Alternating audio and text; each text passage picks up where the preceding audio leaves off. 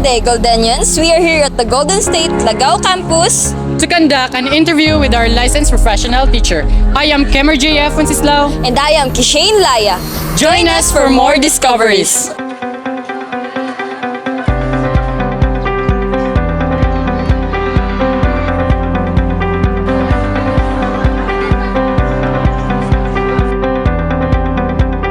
So, good morning, ma'am. I am Kishane Laya and I am from BSEd English second year. So, I am here today to conduct my interview for a licensed professional teacher. So, can you please introduce yourself, ma'am? Okay, good day everyone. So, my name is Lovely T. Balila and I am from Alabel, Sarangani Province. So,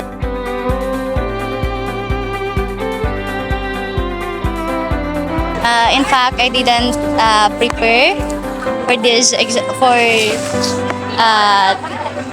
the board examination because I actually didn't spend my time for a review center, but instead I spent my time to the Lord because I believe that if God, kung willing si Lord na ibigay sa iyo yung mga hinihingi mo sa buhay, just trust Him fully because ibibigay at ibibigay yan ni Lord sa iyo.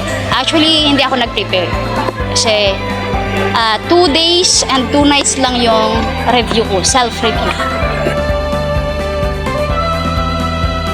Okay, na-mention ko na kanina na hindi ako nag-review, hindi ako nag-spend ng time sa review center, but 2 days and 2 nights lang.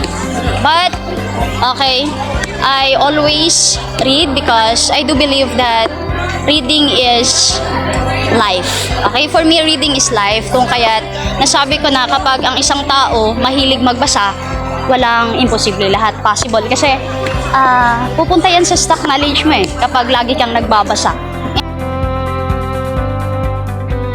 Actually, my inspiration was my family and of course the situation of my life. That's it. I think 95% confidence sa sarili. 95 kasi hindi ako nag-review. Okay? Kasi there are some questions na wala sa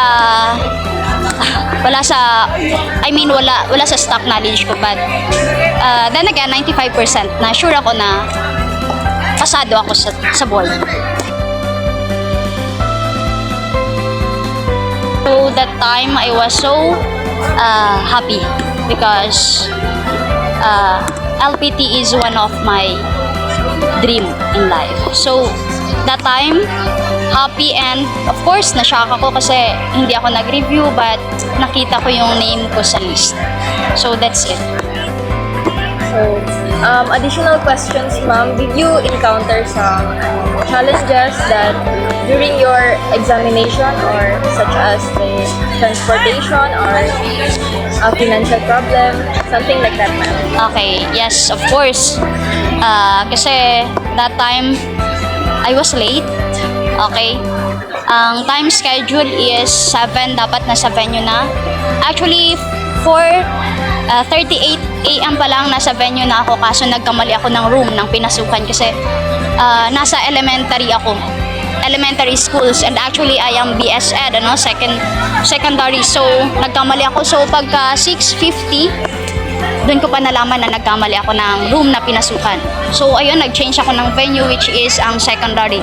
So yun yung pinaka-struggle sa akin kasi pagdating ko naka-start na sila sa kanilang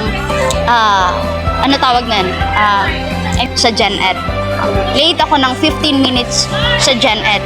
So isa yun sa mga struggle. Next, pangalawa sa mga struggle is yung na-experience ko that time, nagkamali ako ng seat. Instead, number 16 ako, doon ako nakaupo sa number 24.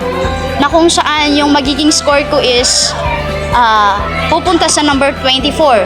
So, thank God, kasi Gen Ed pa lang, nalaman ng proctor na nagkamali ako ng seat. Kung kaya't nag-change kami ng numbers 24 and 16. Kung kaya't yung score ko is napunta sa akin. So, I think yun lang yung pinaka-struggle sa akin, Do you have any plans now to take master's degree? Yes, of course. This is also one of my dream in life, okay? To have master. So, kapag ibibigay ni Lord sa akin yung tamang path, no, para makapag-take nito or para pasukan ito, so why not na hindi ko i-grab pa, no? Kasi I do believe that every opportunity na ibibigay sa atin is kaya natin. So that's why, yes, of course, may plano ako. So thank you so much, ma'am. It's such a really great experience to inspire our learners. Yun lang po. Okay, thank you so much.